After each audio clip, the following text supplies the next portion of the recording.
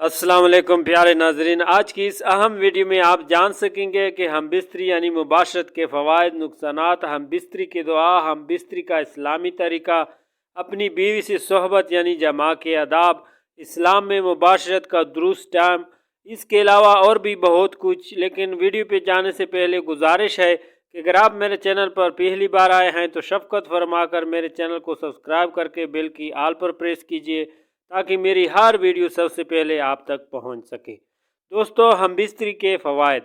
एक कामयाब जिनसी ज़िंदगी का फलाह व बहबूद पर बेहतरीन असर पड़ता है। बाकायदगी से हम बिस्तरी के बहुत से फ़ायदे हैं। ये एक बेहतरीन दवा है, कॉस्मेटिक है और यहाँ तक कि इजाफी पाउंड कम करने का मौसर और खुशगवार तरीका है। बेशुमार फ़ायदों के बावजूद ये जानना ज़रूरी है कि जिनसी ताल्लुकात भी बाज़ औक़ात नुकसानदेह हो सकते हैं। किसी भी शक्ल में जिस्मानी सरगर्मी का इंसानी जिस्म पर फ़ायदेमंद असर पड़ता है, इसकी तस्दीक मुख्तलिफ शोबों के माहिरीन असबी माहिरीन, अमराज कल्ब माहिरीन, माहिर अमराज जल्द, माहिरीन नफ्सियात करते हैं। तहकीक के मुताबिक सेक्स हमें दूसरी चीज़ों के अलावा बेहतर तंदुरुस्ती, जिस्म एंडोर्फिन्स को खारिज करता है, यानी खुशी के हार्मोन्स जो हम बिस्तरी के बाद हमारे अच्छे मूड के लिए ज़िम्मेदार हैं। तकमील का एहसास। चूँकि सेक्स कामयाब है, रिश्ते में सब कुछ ठीक है, हमारी खुद एतमादी बढ़ती है, हम पुरकशिश महसूस करते हैं, हम जिनसी मायूसी से नहीं थकते। ज़्यादा जमा के नुकसानात मुख्तलिफ हो सकते हैं, जैसे कि जिस्मानी तौर पर नुकसानात। ज़्यादा जमा की सूरत में जिस्मानी तौर पर मुश्किलात हो सकती है, जैसे कि अक्सरियतन तकन, दर्द या दीगर जिस्मानी तकलीफ़ें। जिनसी सेहत की मसाइल।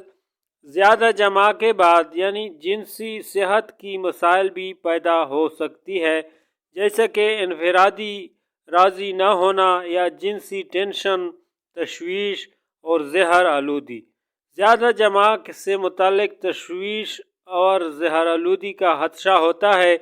अगर सही तहफ़्फ़ुज़ात न हो तो ताल्लुकात में मुश्किलात।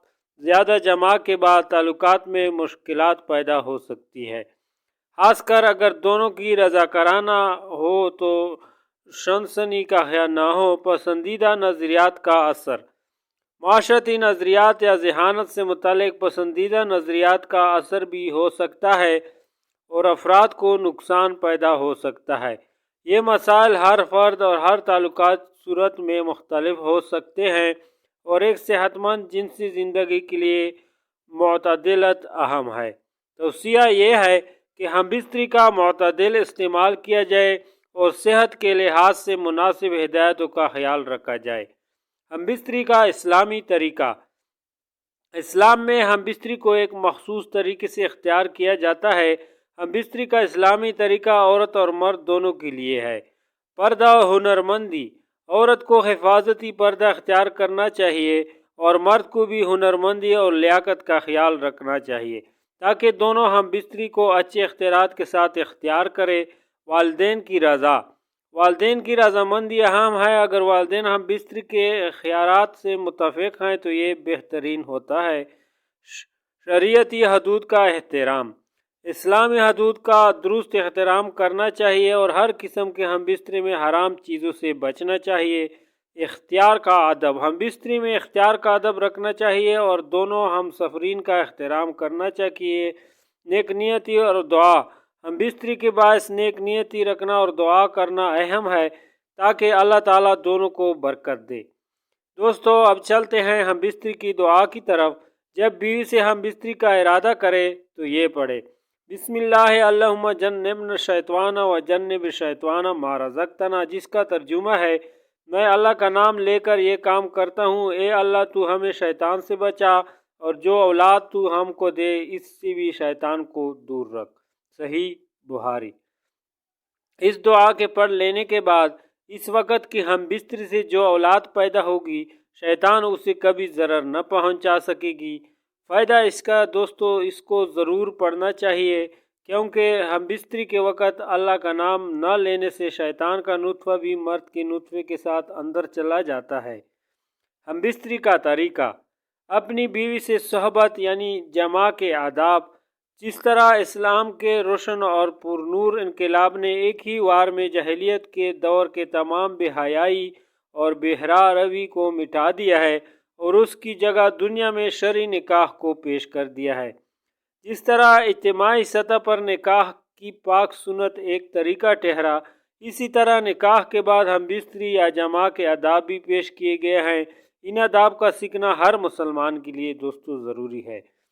صحبت کے آداب۔ نمبر 1، پہلی بار جب دلہن اپنے دولہا کے ساتھ یکجا ہوتی ہے تو مسنون طریقہ یہ ہے کہ پہلے شوہر اپنی بیوی کی پیشانی کے بال پکڑے، بسم اللہ الرحمن الرحیم پڑھ کر یہ دعا پڑھے، اللہم انی اسألک خیرہا و خیر ما جبلتہا علیہ و اعوذ بک من شرہا و من شر ما جبلتہا علیہ، جس کا ترجمہ ہے، اے اللہ میں تجھ سے اس کی بھلائی اور اس چیز کی بھلائی چاہتا ہوں جس پر تو نے اس کو پیدا کیا، اور تجھ سے اس کی برائی اور اس چیز کی برائی سے پناہ مانگتا ہوں جس پر تو نے اس کو پیدا کیا۔ دلہا کو چاہیے کہ شب زفاف میں اپنی بیوی کے ساتھ 2 رکعت نماز پڑھے۔